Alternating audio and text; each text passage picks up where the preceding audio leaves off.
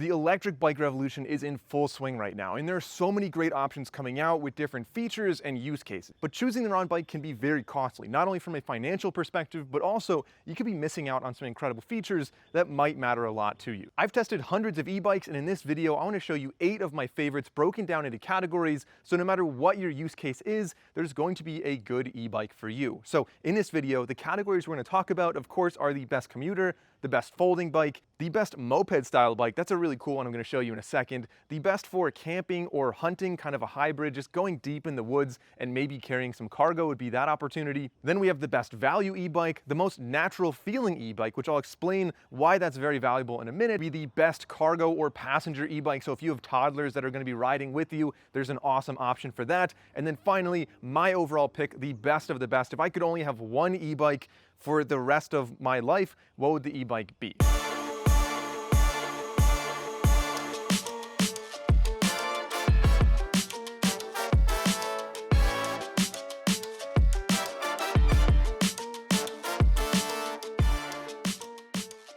So let's start off with the first category being the best folding bike. And folding bikes are going to be great for anybody who doesn't have a hitch or a truck to transport their bikes, and maybe you can't ride directly from your house. You have maybe a hatchback or some other vehicle. A folding e-bike is going to be perfect. In fact, when I drove here, I actually had this exact e-bike in my passenger seat. Like, it folds up, very compact. It's not ultra light, but it's manageable for a smaller space. So my choice for this category, this was a very easy one. I went with the Lectric XP 4.0. This actually just came out a couple weeks ago. I've been loving this bike because even though the XP 3.0 was a bestseller, so easy to recommend, this maintained the same price but upgraded pretty much everything across the board. I mean, just looking at it, we have very comfortable grips. We've got an 8-speed shifter on the right. You have a throttle on the left side, as well as easy thumb buttons to control the LCD display in the middle. We have a very comfy adjustable seat that's not only super cushy, but also has some suspension in it. You can see springs on the underside. There is suspension on the front of this bike as well, although it doesn't travel that far. Depending on your state, all these bikes could be limited to class 1 or 2 if you want, but this one's up to class 3 with top speeds of 28 miles per hour. We have a very large headlight in the front, and we have both tires are 20 inches by 3 inches, so semi-wide, not super fat, but wide enough that you can easily ride on gravel or on grass and still be very comfortable. They're also slime-filled tires, so they should be more puncture resistant. We've got a rack on the back. I think you could possibly get a tiny seat on here if you wanted to have like a second rider, but the weight's going to be limited. And unlike so many other e-bikes, this one actually comes with a lock, so you can put it between the handle right here or anywhere you want and lock it to a bike rack or whatever. It's super easy to fold, and of all the e-bikes I ever set up, and like I said, there's been dozens of e-bikes I set up, this one is by far the easiest to set up. There are not, you don't need any tools at all. So that is the Lectric XP 4.0, my choice for the best folding bike. It'll be back again in this video though. So category number 2 is the best ultralight commuter bike. And essentially, if you are commuting, maybe you live in an apartment, you have to carry your bike upstairs, maybe you have to carry it inside at work because it's not the safest area to lock up a bike, and maybe you're riding in a place that they're cracking down on e-bikes. I'm not saying break the rules, but this doesn't look like an e-bike. So the winner of this category is the Tenways Seago 600C. And there's 2 different models. The C model means there's a chain drive, so you have 8 different gears. There's also a belt drive model, which is about 2 pounds lighter. This is 39 pounds, that one's 37 pounds. I prefer the chain one because if you have hilly terrain, being able to shift does make a pretty big difference. There are 3 different assistance levels on here. You can see on the left side, a small, simple, minimal display. And as I mentioned before, this looks and feels like a regular bike. It's really easy to pick up. I'm holding it with just one arm right here, and it still has all the perks of an electric bike. So you've got an integrated headlight on the front and a tail light on the back. It is a 350 watt motor, which because the bike is so light is more than enough to get you up to 20 miles per hour. This is a class 1 bike, by the way, so there is no throttle, and 20 miles per hour is the maximum assistance it gives you. You can pedal faster than 20, but once you get past 20, it's all you. It also has a torque sensor, so it feels very natural, and you get up to about 52.5 miles of range. Now, by the way, all the bikes I talk about in this video will be linked down below. Some of them are affiliate links that help out the channel at no extra cost to you. Some of them are just regular links if I don't have an affiliate with them. But regardless, if you want to see the latest price on any of these bikes or some different colorways and styles, go on down and check out those links in the description. I appreciate it. It helps out the channel and helps to keep videos like this completely unsponsored. Next up, we have the best moped style electric bike. This thing is an absolute beast. It looks like a motorcycle. Of all the e-bikes I've ever ridden, this is the one that easily gets the most comments because it's a beast of a bike. This goes up to about 35 miles per hour. It has a nice throttle on the right side. You have pedals. You're not really ever going to use the pedals on this bike, let's be honest. We've got a really cool light on the front. So remember, this is the Segway Cyber. So this, made by Segway, no surprise. They have a lot of really beastly scooters, and this one is their top of the line e-bike. It also has a cool cockpit with a lot of features in here. So Apple Find My, as well as some really cool lock and anti-theft features.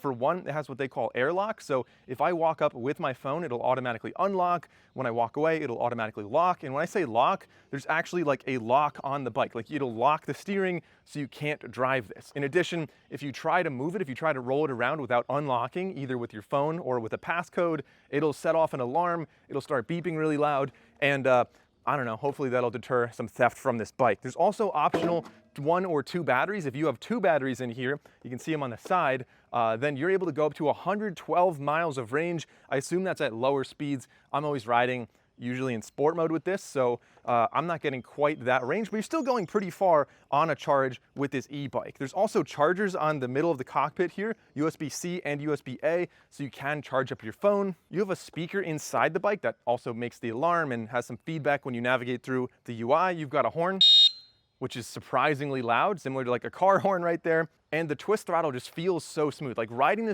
this thing, you can ride high speeds and it just doesn't feel like you're going that fast. It's so smooth and stable when it's handling. You can't make super tight, nimble turns, but that's kind of expected with a bike of this size. It also supports up to, I believe, 400 pounds or 390 something pounds of maximum rider weight. And there are 2 threaded ports on the top, so you could potentially put mirrors on this, for example. And there are 2 holes on the side. I don't think anything goes in them, but ideally I would like to be able to get blinkers on this. There is a license plate holder on the back, but at least in my state, this is not street legal, so I can't ride it on the road. I have to ride it on private property. That's a little bit of a downside for me, but if you're looking to get a moped style electric bike, I mean, yeah, Super 73 is great, but the Segway Cyber, in my opinion, is in a league of its own. By the way, leave a comment down below if I should make a video just about the Segway Cyber. I've really been considering it since I got this bike. I've been using it for several months now. It's pretty awesome, but does it deserve an entire, would you watch a whole video just about this bike? Let me know in the comments. Oh yeah, the Segway Cyber also goes 0 to 20 in 2.7 seconds, so pretty strong acceleration. Next up, we have the best cargo or passenger e-bike. So if you are delivering for like Uber Eats or Grubhub or something like that, or if you have toddlers that are riding with you, both of which are very popular in my area, then the best bike in my opinion is the Aventon Abound. There's several different models. I have the LR, which is the longer range model. Now I know there are a lot of other options in this category, but I chose the Aventon bike because Aventon makes bikes really like nobody else. It's so smooth to ride this bike. The torque sensor feels extremely responsive. It's easy to control the speed on here. It feels very stable, very safe, and there's a lot of good safety controls on here as well, like anti-theft features, including 4G, GPS, so you've got a pin lock on here if you want. You have so many different mounting points and a lot of accessories from Aventon, as well as probably third parties that can mount on here. For example, I got the pizza rack on the front, which holds up to like 55 pounds. Again, if you're delivering with Uber Eats or something, perfect for setting food on there. On the back, there's a lot of different attachments you can get here for having different cargo. I chose the seat one, so you could have one adult up to, I think, 150 pounds.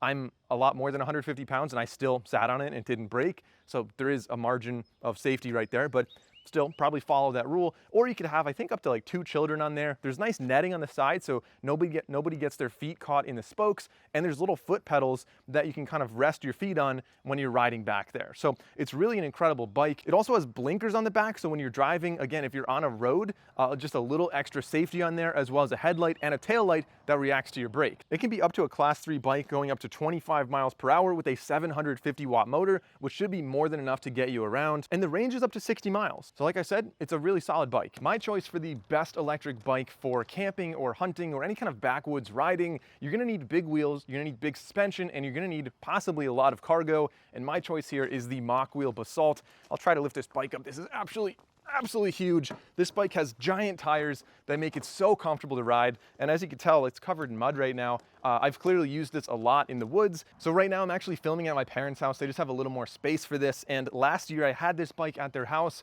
I was helping them cut some firewood back in the woods. And instead of taking a tractor in and out, which was really slow, I would just run back with a chainsaw strapped to the back of this bike, cut, and then load up the trailer on the tractor. So kind of nice to have this style of bike that's able to ride through like sticks and rocks. You can really get any kind of terrain with this thing. Now, if you have steeper hills, there are going to be some mid-drive motors that might be more capable, but this one, as long as it's not like incredibly hilly, this thing can handle even pretty decent hills. There's also really comfortable kind of leathery grips. So for longer rides, like I said, if you're camping, for example, then that's going to be really comfortable. It has a 400-pound payload capacity. It's a class 3 bike going up to 28 miles per hour.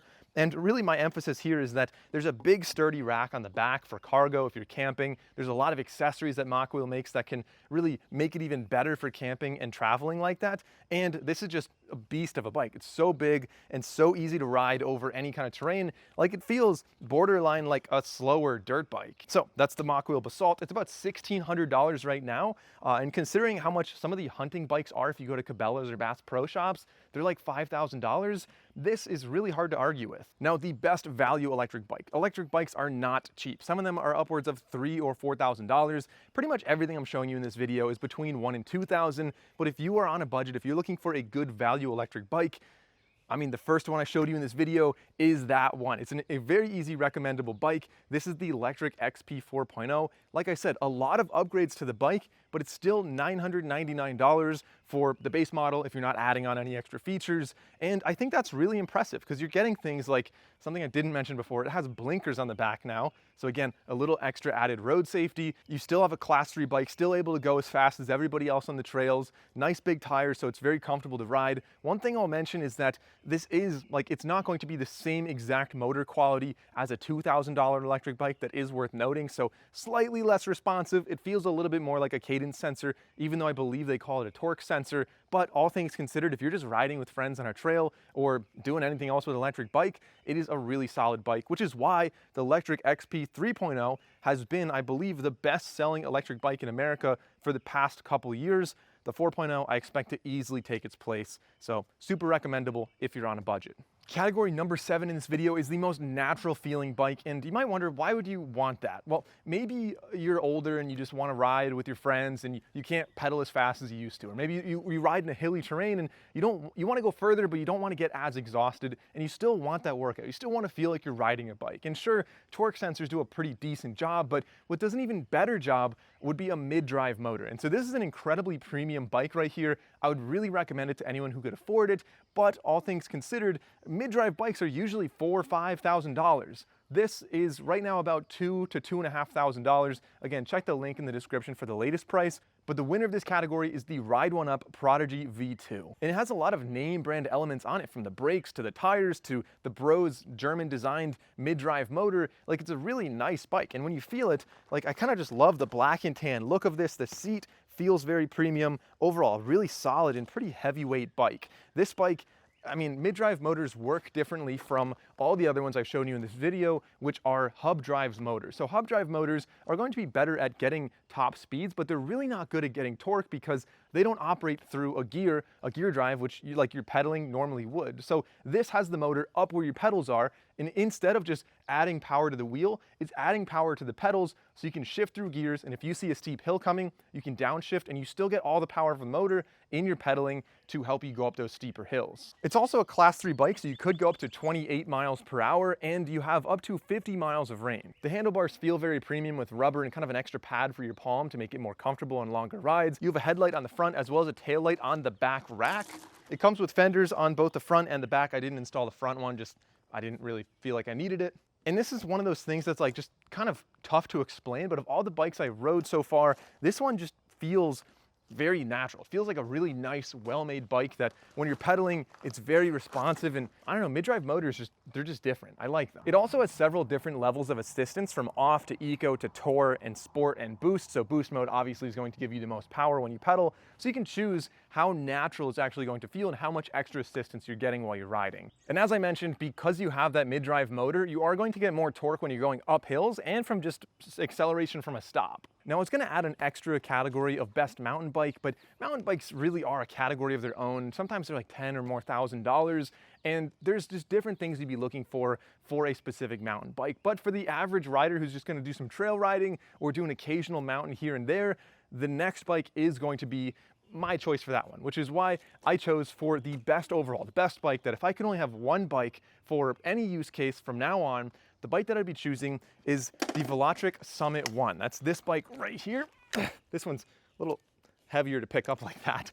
But this bike has so much going for it that makes it not only a good cruiser when you're riding around town, really fun to ride with friends if you're on a trail, maybe a bike trail or a backwoods trail. You can also ride this on a mountain bike. Like I took this mountain biking several times, and the wide handlebars, the very mountain bike style tires and wheelbase here make it really comfortable to ride, really nice suspension on the front, and also very stable, very easy to control, and also relatively nimble for an electric bike. This is a class 3 e-bike, so it should be going up to 28 miles per hour with pedaling and 20 miles an hour throttle, but I must have unlocked it in the app or something, because I can go with just throttle up to about 32 miles per hour is what it's saying on there, which again is just really impressive they're able to do that. Obviously don't break any local rules, ride on private property if you're gonna do that. The bike is also IPX7, so if you get it wet, you should be fine. You could have it set up as a torque sensor or a cadence sensor, and there are a lot of cool features in the app that you can get with this, including like Apple Find My, for example, for kind of added theft protection. You have that 120 millimeter suspension on the front that you can adjust or lock it out, and you get up to 70 miles of range on this, which I've been riding it a lot, and honestly, my range is pretty similar to that. I'm able to go quite far with this bike. So for me personally, I also think it looks really cool. That's kind of subjective, but this bike is just so easy to recommend. We've got a big headlight on the front. We have a tail light on the back under the seat. It's kind of hard to see from this angle, but how does it feel to ride this bike? Well, I feel like I can kind of go anywhere. That's probably the best way I would explain this bike, because it is a mountain style electric bike. So unlike a lot of the other e-bikes where as soon as you go off the trail into some grass and bumps, it starts rattling and you hear everything, this one feels a lot more solid. You don't have a giant bike rack on the back. This is something that is meant to be ridden on trails or just anywhere you want to ride it. So those are my picks for the best electric bikes of 2025. Again, if you want to support the channel and check out any of the prices on these, I have links in the description down below. And please leave a comment with which bike is your favorite, or if there's a bike that I didn't recommend in this video that you think other people would really appreciate. Thanks for watching. I'm Mike O'Brien, and I'll see you in the next video.